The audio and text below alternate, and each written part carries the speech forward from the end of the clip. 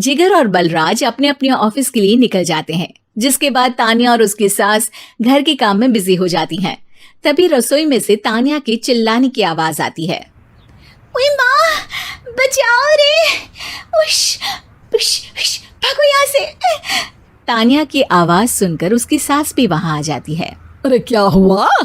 और इस तरह स्लैब पर चढ़कर क्यों बैठी हो? उस छिपकली की वजह से। है? छिपकली? अरे कहाँ है छिपकली? ऐसा बोलते हुए तान्या की सास भी डर कर स्लैब पर चढ़ जाती है। अरे जब इन छिपकलियों को घूमने के लिए हमने दीवार और छत दी है, फिर ये हमारे घूमने की जगह पर क्यों उतर आती है?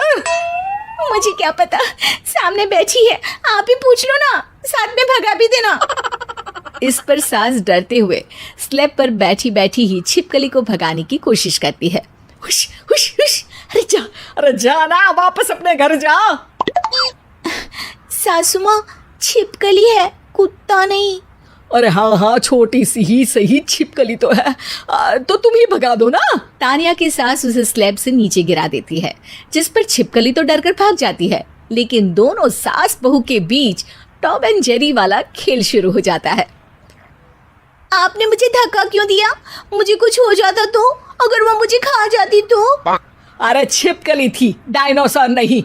हाँ, सिर्फ छिपकली ही थी, और आपको उससे डर नहीं लगता तो खुद क्यों नहीं भगा दिया? अरे तेरे होते हुए अगर मुझे काम करने पड़े, फिर बहू होने का फायदा क्या है? इसी तरह सुबह से शाम हो जाती है। जिगर और बलराज भी ऑफिस से घर वापस आ जाते हैं, लेकिन सास बहू की तू मैं खत्म नहीं होती। आज इस सभा का मुद्दा क्या है? मम्मी ने मुझे छिपकली के सामने फेंक दिया। अरे वाह मेरे डरपोक, मुझ पर 30 साल से शेरनी जैसे हुक्म चला रही हो और एक छिपकली से डर गई। इस पर दोनों बाप बेटे हंसने लगते हैं, जिसे देखकर सास बहू एक दूसरे की शक्ल देखते हुए अब अपनी लड़ाई भूलकर उनसे लड़ना शुरू कर देती हैं। अरे आप ना ज्यादा बत्तीसी ना दिखाओ, नहीं तो शेरनी के एक पंजे से 32 के 32 दांत बाहर निकल आएंगे। अपनी माँ की इस बात पर अब जिगर अपने पापा को देखकर हंसने लगता है। अरे क्यों पापा, आ गया स्वाद? अभी आपको भी आएगा स्वाद। इस पर घर में सास बहू ड्रामा बंद होकर पति पत्नी नौटंकी शुरू हो जाती है, जिस पर तान्या से कहा सुनी के बीच जिगर अचानक चिल्लाते हुए कहने लगता है। कॉकरोच, इतना बड़ा कॉकरोच! हे भगवान, अब हमें इससे कौन बचाएगा? कॉकरोच का नाम सुनते ही दोनों सास बहू सारी लड़ाई भूलकर फुदक से कूदकर पास रखे सोफे पर चढ़ जाती हैं। अरे कहाँ है? अरे कहाँ है कमबख्त? अरे उसे भगाने की जगह अनाउंसमेंट तो ऐसे कर रहा है जिससे 12:40 की आखिरी लोकल है, छूटनी नहीं चाहिए। अरे भलाई का तो जमाना ही नहीं है। ठीक है भाई, अब मैं आपको बिल्कुल भी नहीं बताऊंगा कि आपके पीछे भी एक बहुत बड़ा कॉकरोच बैठा है। जिगर की बात पर एक बार फिर दोनों डर से उछल जाती हैं, जिसके बाद जिगर और बलराज इसी तरह कभी कॉकरोच तो कभी छिपकली का नाम लेकर उन्हें परेशान करते रहते हैं। अगली सुबह ये दोनों हमारे डर का ऐसे मजाक बना रहे थे जैसे खुद कभी किसी चीज से ना डरते हो। ये जिगर ना बचपन में तो चींटी से भी डर जाता था। पर मम्मी, उन्हें डराने के लिए मैं चींटी तो नहीं पकड़ सकती। अरे पागल औरत, इतना बड़ा होकर क्या वो चींटी से डरेगा?